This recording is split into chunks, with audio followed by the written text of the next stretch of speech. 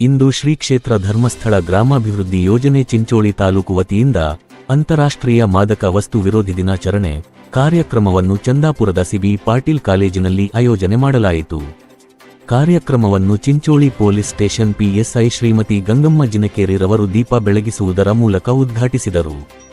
ಈ ಕಾರ್ಯಕ್ರಮ ಉದ್ದೇಶಿಸಿ ಧರ್ಮಸ್ಥಳದ ಧರ್ಮಾಧಿಕಾರಿಗಳು ಪೂಜ್ಯ ಶ್ರೀ ವೀರೇಂದ್ರ ಹೆಗ್ಗಡೆಯವರು ಮಾತೃಶ್ರೀ ಹೇಮಾವತಿ ವಿ ಹೆಗ್ಡೆಯವರು ವಿಡಿಯೋ ಕಾನ್ಫರೆನ್ಸ್ ಮೂಲಕ ವಿದ್ಯಾರ್ಥಿನಿಯರಿಗೆ ವಿದ್ಯಾರ್ಥಿ ಜೀವನದಲ್ಲಿ ಮಾದಕ ವಸ್ತುಗಳ ಬಳಕೆಯಿಂದ ಕೆಟ್ಟ ಪರಿಣಾಮ ಬೀರುತ್ತದೆ.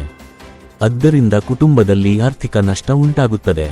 ವಿದ್ಯಾರ್ಥಿಗಳು ಈ ದುಶ್ಚಟಕ್ಕೆ ಬಲಿಯಾಗಿ ತಮ್ಮ ಜೀವನವನ್ನು ಹಾಳು ಮಾಡಿಕೊಳ್ಳುತ್ತಿದ್ದಾರೆ. ಆದ್ದರಿಂದ ಈ ಕಾರ್ಯಕ್ರಮದಿಂದ ಜಾಗೃತರಾಗಿ ಒಳ್ಳೆಯ ಜೀವನ ಮಾಡುವಂತೆ ಸಮಾಜದಲ್ಲಿ ಒಳ್ಳೆಯ ಪ್ರಜೆಯಾಗಿ ಬದುಕು ಕಟ್ಟಿಕೊಳ್ಳಬೇಕೆಂದು ಮಾಹಿತಿ ಮಾರ್ಗದರ್ಶನ ನೀಡಿದರು. ನಂತರ ಸೂಪ್ರಿಡೆಂಟ್ ಆಫ್ ಪಾಲಿಸ್ ಡಾ ಎನ್ಎಚ್ ವೆಂಕಟೇಶ್ ಪ್ರಸನ್ನ ಸರ್ ಅವರು ಮಾದಕ ವಸ್ತುಗಳು ಭಾರತ ದೇಶಕ್ಕೆ ಹೇಗೆ ಬಂದವು, ಅದರ ಸೇವನೆಯಿಂದ ದೇಶಕ್ಕೆ ಹೇಗೆ ಹಾನಿ ಉಂಟಾಗುತ್ತದೆ, ಸೇವನೆ ಮಾಡುವ ಮಾದಕ ವಸ್ತುಗಳನ್ನು ಸೇವನೆ ಮಾಡುವ ವಿದ್ಯಾರ್ಥಿನಿಯರ ಕುಟುಂಬದ ಆರ್ಥಿಕತೆಗೆ ಹೇಗೆ ಧಕ್ಕೆಯಾಗುತ್ತದೆ ಎಂಬ ಮಾಹಿತಿಯನ್ನು ಸವಿಸ್ತಾರವಾಗಿ ವಿದ್ಯಾರ್ಥಿಗಳಿಗೆ ತಿಳಿಸಿದರು. ನಂತರ ಮಣಿಪಾಲ ಆಸ್ಪತ್ರೆಯ ಹೃದಯ ತಜ್ಞರಾದ ಡಾಕ್ಟರ್ ದೇವಿಪ್ರಸಾದ್ ಶೆಟ್ಟಿ ಸರ್ ಅವರು ಮಾದಕ ವಸ್ತುಗಳ ಸೇವನೆಯಿಂದ ಹೃದಯ ಸಂಬಂಧಿ ಕಾಯಿಲೆಗಳು ಹೇಗೆ ಬರುತ್ತವೆ ಹಾಗೂ ಮಾದಕ ವಸ್ತುಗಳಿಂದ ಹೇಗೆ ದೂರ ಇರಬೇಕೆಂಬ ಮಾಹಿತಿಯನ್ನು ನೀಡಿದರು.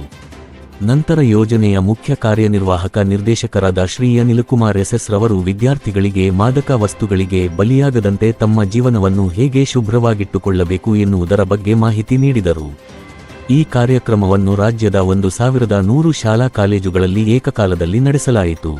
ಸುಮಾರು 2 ಲಕ್ಷ ವಿದ್ಯಾರ್ಥಿಗಳು ಇದರ ಪ್ರಯೋಜನ ಪಡೆದುಕೊಂಡರು. ನಮ್ಮ ತಾಲೂಕಿನ ಸಿಬಿ ಪಾಟೀಲ್ ಕಾಲೇಜು ಚಂದಾಪುರ, ಸರ್ಕಾರಿ ಪದವಿ ಪೂರ್ವ ಕಾಲೇಜು ಚಂದಾಪುರ, ಕನ್ಯಾ ಪ್ರೌಢ ಶಾಲೆ ಚಿಂಚೋಳಿ, ಸರ್ಕಾರಿ ಪದವಿ ಕಾಲೇಜು ಸುಲೇಪೇಟೆ ಈ 4 ಕಡೆಗಳಲ್ಲಿ ಕಾರ್ಯಕ್ರಮ ಆಯೋಜನೆ ಮಾಡಲಾಗಿತ್ತು. ಕಾರ್ಯಕ್ರಮದ ಅಧ್ಯಕ್ಷತೆಯನ್ನು ಕಾಲೇಜು ಪ್ರಾಂಶುಪಾಲರು ಶ್ರೀಮತಿ ಮಾಣಿಕಮ್ಮ ಎನ್ ಸುಲ್ತಾನಪುರ್ ವಹಿಸಿದ್ದರು. ಮುಖ್ಯ ಅತಿಥಿಗಳಾಗಿ ಶ್ರೀಮತಿ ನರಸಮ್ಮ ಲಕ್ಷ್ಮಣ ಉಂಟಿ, ಮಾರುತಿ ಗಂಜಗಿರಿ, ಸುರೇಶ್ ದೇಶಪಾಂಡೆ ಪಾಲ್ಗೊಂಡಿದ್ದರು. ಕೃಷಿ ಮೇಲ್ವಿಚಾರಕರು ಸತೀಶ್ ಕೆಎಚ್ ಪ್ರಾಸ್ತಾವಿಕವಾಗಿ ಮಾತನಾಡಿ ಸ್ವಾಗತಿಸಿದರು. ಉಪನ್ಯಾಸಕಿ ಶ್ರೀಮತಿ ದಿವ್ಯಾ ಕೆ ವಾಡಿ ನಿರೂಪಿಸಿದರು.